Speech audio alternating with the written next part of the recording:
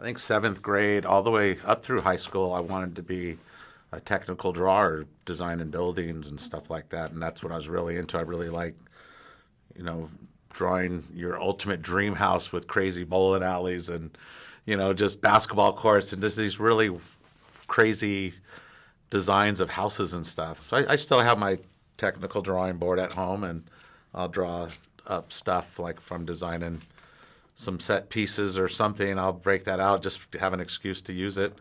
I think for me, I probably wanted to be, or I was in doing carpentry with my dad. I like the smell of lumber and being outside. I'm really into outside of music. I'm really into archery.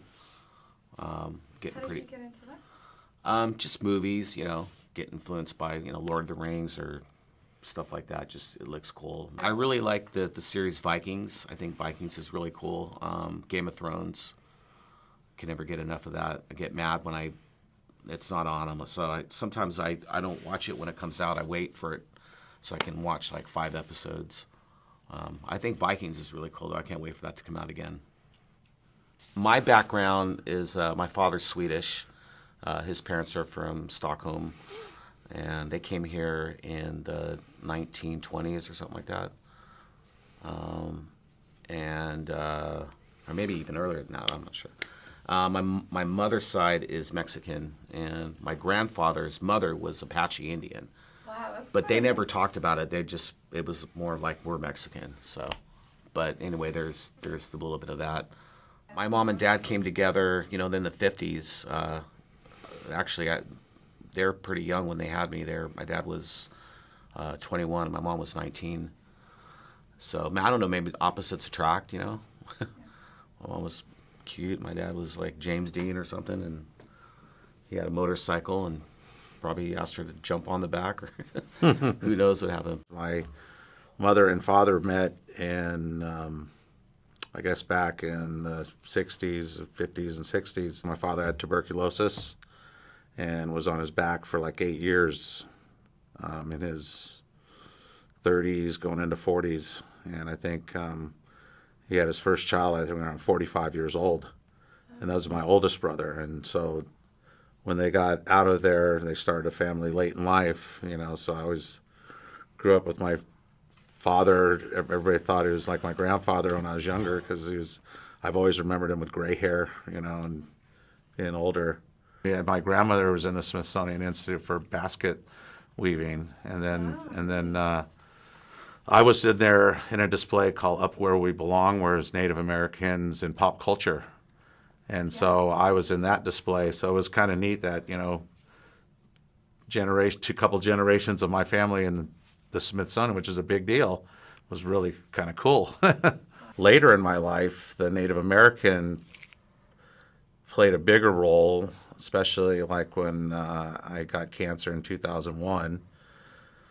That whole year I was kind of, looking for something. I don't know if it's mentally, spiritually, I don't know. Just I thought I would kind of go back to my roots and go to the Native American kind of mentality and healing. There were some really wild things that happened with a couple of the medicine men I'd met. Some real crazy things that went down.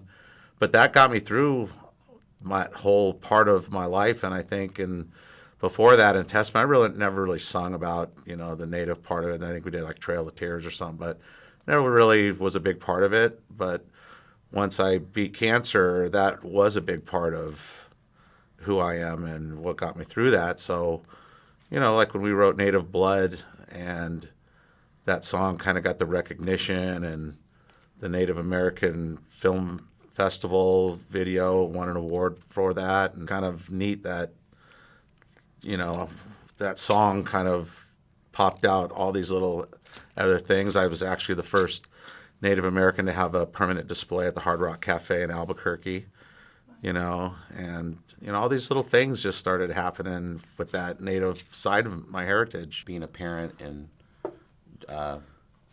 being in a band traveling a lot is kind of hard, missing out on a lot of stuff. But when I'm home, I try to do as much as possible with the kids and stuff. So, but it's hard, That's what I do. So Kids remember when they're young and you miss a birthday or something like that. You know, it's kind of like, man, you know. But when I'm home, I'm home, so it's kind of cool. My kids play guitar.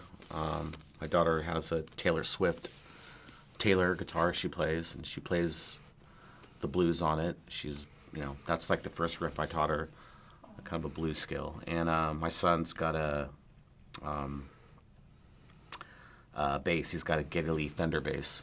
He plays a lot, and he's learning like My Chemical Romance, and he's in bands like that. He's like into Led Zeppelin, and he likes Watan a lot. He likes all kinds of stuff, so it's kind of cool. And my older daughter, I think she's into singing. She sings pretty good, but doesn't play an instrument. Our son,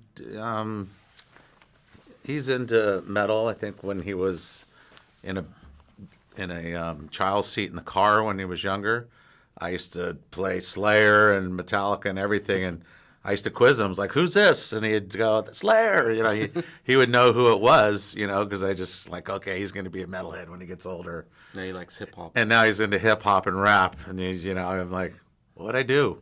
What had happened? You know, where did it change? So you know, he's in that, but he's still a metalhead, and he still comes to the shows and still, you know, listens to harder music, but he prefers hip hop. You know, being on stage, I think, is the most rewarding part for me. Probably for Chuck too. It's just that's what we're there for, and when the crowd is just, you're one with the crowd, and that's just magical right there. You can't. It doesn't get better than that. You know? Especially lately. I mean, like I said earlier, there's newer crowd of younger kids coming to the shows, and I see even as young as 12, 13, 14, they're like metalheads already. You know, and I think I definitely attribute that to the exposure of metal music, you know, from games like Rock Band or Guitar Hero. You know, you got these 4 or 5-year-old kids playing Souls of Black on guitar, and you'd think when I was that young, you couldn't get an exposure to that kind of music, you know. So it's created this new younger generation of metalheads, which is pretty cool, you know, and to see that, look it down and go, wow, and they're singing the lyrics, and you go, man, they know our songs, they're that young. That's pretty good payoff, you know, especially when performing live. Plus, when you have a good show, you know, when everything's on, and like for me, my voice feels really good and strong, and the PA and everything sounds nice, and a good show, that's a special moment too, you know, when it comes easy, because everything just seems to be perfect that night.